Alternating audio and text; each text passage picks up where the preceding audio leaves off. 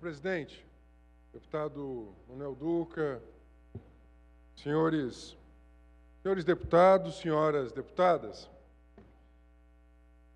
durante a Copa do Mundo de futebol, o Brasil, como sempre, ele dedicou imenso afeto à sua seleção. Alguns periódicos aproveitaram esse momento para discutir publicamente um dos aspectos mais cruéis da nossa desigualdade de gênero. Dos 11 titulares da seleção brasileira, 6 foram criados por mães solteiras, portanto, distantes do pai biológico. E isso reproduz, esse é um retrato de boa parte da população brasileira.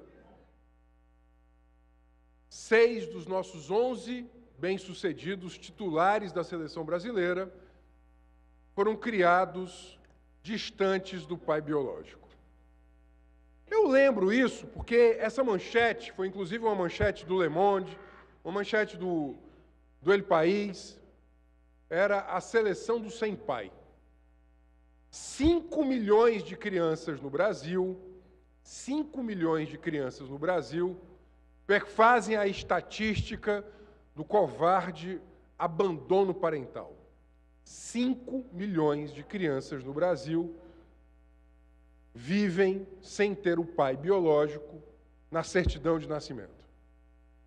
As mulheres que criam esses meninos e meninas são mulheres trabalhadoras, corajosas e que enfrentam, obviamente, toda a sorte de discriminação, de preconceito e de dificuldades para manter o filho na escola e manter feijão na panela. Muitas vezes, sozinhas, sem uma rede de serviços públicos num país que ainda deve à sua infância a universalização das creches. Menos de 40% de matrículas de 0 a 3 anos. Um país, deputadas, em que 40% dos lares são chefiados por mulheres, de acordo com a PNAD, a última PNAD, a Pesquisa Nacional por Amostra de Domicílios. 40% dos lares no Brasil são chefiados por mulheres.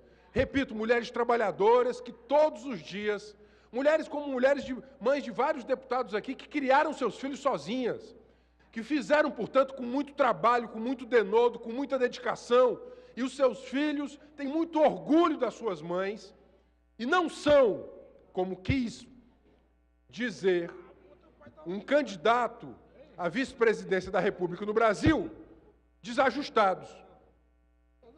Eu queria aqui, portanto, em nome do PSOL, em nome da nossa frente, em nome do nosso mandato, repudiar as declarações misóginas, machistas, preconceituosas, ignorantes, que o candidato a vice-presidente de uma chapa presidencial dedicou às famílias brasileiras chefiadas por mulheres.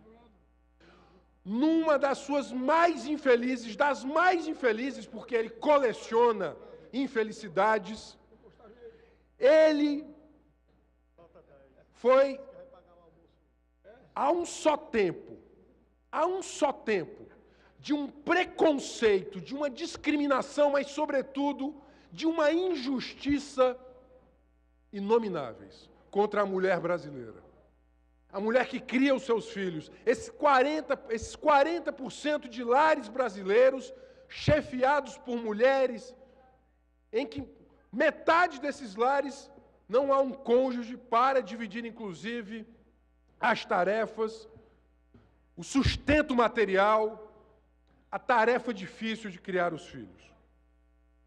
Pelo menos 12 milhões destes lares são chefiados, são famílias monoparentais, com a mulher chefiando esses lares. Numa expressão de gigantesca ignorância, de falta de bom senso, de quem não conhece a sociedade brasileira, de quem não conhece a classe popular brasileira, de quem não conhece a classe trabalhadora brasileira, este candidato à vice-presidência da República destila ignorância, falta de bom senso, discriminação. É impressionante como alguém assim queira ocupar uma das cadeiras mais importantes da República. É de um despreparo, de uma falta de conhecimento do seu próprio povo e da sua própria sociedade. Como é que se pode pensar que alguém assim poderia chefiar, por exemplo, uma nação com problemas imensos como o nosso? Mais que isso, ele parece que ter um único projeto para o país, que é voltar ao passado. Um passado onde as mulheres sequer podiam ocupar o mercado de trabalho, um passado em que as mulheres estavam submetidas na condição de objeto aos seus maridos, em que as mulheres não podiam sequer assinar um contrato. Eu vejo mulheres muito jovens hoje, né? A assinatura do contrato no direito civil da mulher, por uma mulher casada foi uma conquista muito recente, tem menos de meio século no Brasil. Parece que ele é apaixonado pelo passado quando as mulheres não votavam.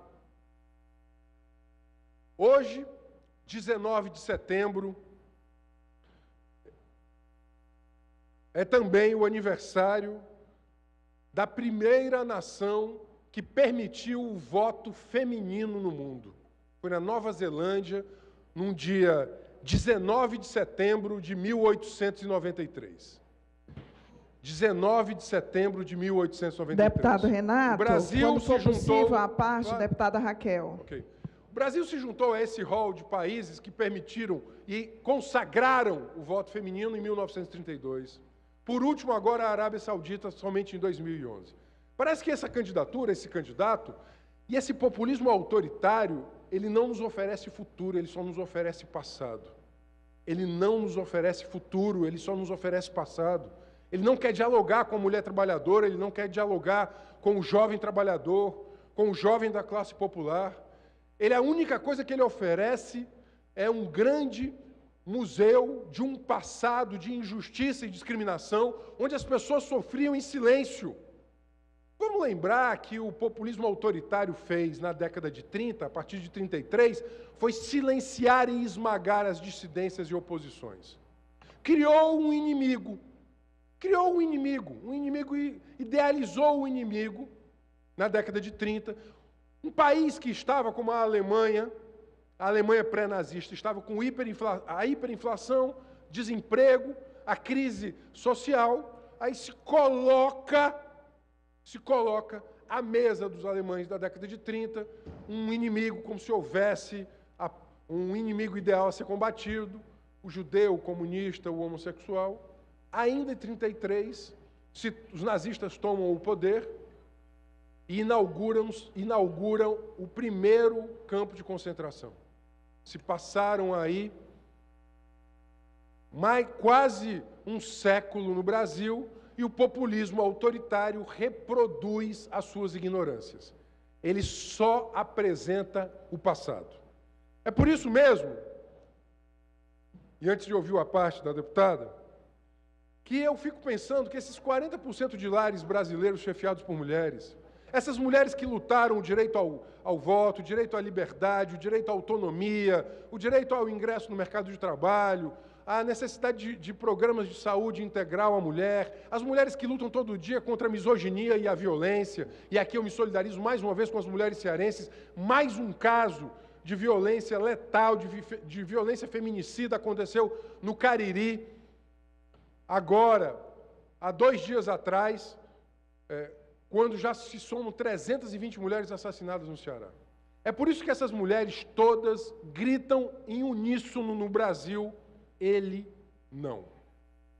Seja em Crateús, em Iguatu, no Cariri, em Fortaleza, em Itapipoca, em Quixadá, no dia 29, as mulheres cearenses vão exercer na terra de Bárbara de Alencar o papel e o lugar de um protagonismo político absolutamente democrático e fundamental para combater esse neofascismo que hoje quer crescer na nossa sociedade, disseminando ignorância, disseminando ódio, proclamando injustiça e desprezando a classe trabalhadora brasileira. As mulheres brasileiras dão um exemplo de democracia quando estampam o ele não.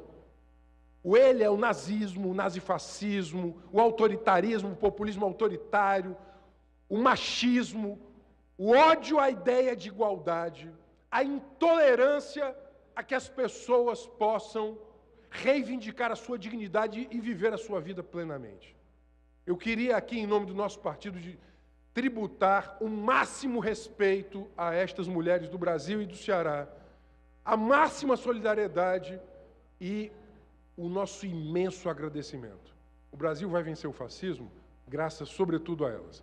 Deputada Raquel. Deputado Renato, eu quero me somar aqui a Vossa Excelência na sua indignação diante das absurdas declarações, né, desse candidato, que eu também prefiro não dizer o nome, né, e até porque nós agora chamamos, as mulheres estão chamando de ele não, né? Esse é o movimento, inclusive, que Vossa Excelência fez referência aqui. Eu quero me somar a essas mulheres do Brasil inteiro que estão nessa mobilização, né, contra essa candidatura machista, fascista, misógina, né, racista. E quero também aqui apresentar a minha indignação diante mais uma absurda declaração que nos causa profunda indignação. Esse é o sentimento das mulheres brasileiras, e isso se dá também nas pesquisas de opinião. A grande maioria das mulheres brasileiras está se posicionando contra essa candidatura, que é o atraso de todo o avanço civilizatório que a gente já pode ter alcançado, de respeito às mulheres, de conquistas que as mulheres ocuparam na sociedade, do espaço de igualdade, né, que a gente vem conquistando entre homens e mulheres, e agora atingindo de maneira brutal, cruel, né, as mulheres que são chefes de família, né, que são 40% da nossa população, as mulheres guerreiras, que no dia a dia mantêm as suas famílias, as mulheres que com muita dificuldade trabalham, criam e sustentam a sua família, criam seus filhos, sustentam as suas famílias, né, e que merecem de nós todo respeito, inclusive políticas públicas destinadas a essas mulheres. Muitas das políticas públicas que a gente viu aqui no Brasil, a partir do governo Lula, foram destinadas também a essas mulheres, né? Mulheres que antes programas sociais e inclusive financiamentos públicos, como o Pronaf, não tinham uma destinação específica para a questão das mulheres, e que foram ganhando força esses programas sociais, exatamente porque são aí um percentual muito grande de mulheres que estão à frente das famílias, né, dando aí com a sua garra o sustento das suas famílias. Então, nós queremos aqui nos somar a Vossa Excelência. Muito importante aqui ouvir uma fala de um homem, né, de um parlamentar, com o compromisso que tem com o povo trabalhador e com as mulheres, como Vossa Excelência, se somando aí às mulheres, a essa voz de indignação das mulheres brasileiras em relação a essa candidatura machista, né, e que ataca diretamente as mulheres brasileiras. Muito obrigada. Obrigado, deputado. Eu pediria só um minuto de tolerância a Vossa Excelência, presidente, para concluir. Veja, o fenômeno das guerras culturais está se reproduzindo no Brasil. É um fenômeno contemporâneo. Veja, a esfera pública, onde se devem discutir os grandes temas nacionais, a economia, os rumos da nossa infraestrutura, a nossa defesa nacional, o nosso padrão de desenvolvimento. Ou seja, esse debate, que é o debate que, sobretudo, deveria orientar a política, ele vai, paulatinamente, sendo, né, milimetricamente deslocado para o debate das guerras culturais, onde se estabelecem, repito, isso já foi utilizado nos anos 30. Isso já foi utilizado nos anos 30. Quem conhece um pouco da história, do que aconteceu na Europa Central nos anos 30, há de lembrar da enorme propaganda que, sobretudo, estabelecia um inimigo ideal. O Carl Schmitt trabalhava com isso, que orientou, inclusive, o nazifascismo, a ideia de que a sociedade se coesionava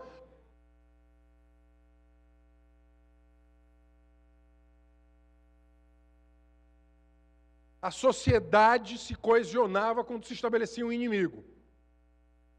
Naquele momento, nos anos 30, foram os judeus, os homossexuais, os comunistas, ou seja, havia um estabelecimento de um inimigo que coesionava os ânimos daquela sociedade. As maiores atrocidades do século XX foram cometidas. Por isso mesmo, houve uma grande aliança liderada por Estados Unidos, França e Inglaterra, contra esta intolerância. Portanto, há de se pensar que, passados tantas décadas, se a humanidade, ela própria, ela não aprendeu com seus erros. Trazer intolerância e ódio, como estamos vendo agora, inclusive não só aqui no Brasil.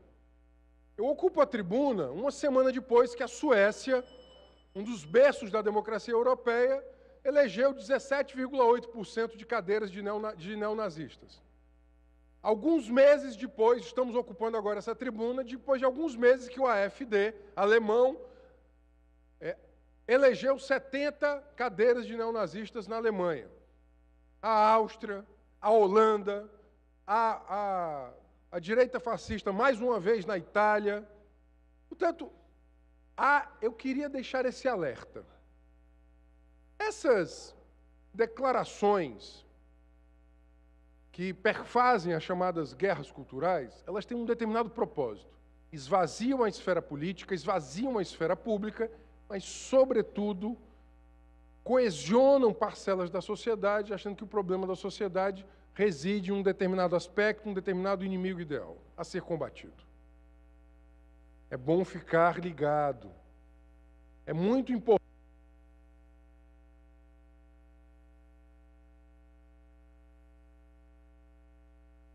É importante não permitir que o ovo da serpente ele seja chocado.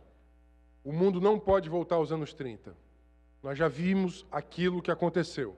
Nós precisamos, sobretudo, de mais democracia, negar a intolerância, o ódio, a ignorância, a falta de bom senso, negar e recusar esses apelos violentos. E eu acredito que o Ceará, terra de Bárbara de Alencar, a partir das suas mulheres, pode dar uma contribuição para a democracia brasileira. Muito obrigado.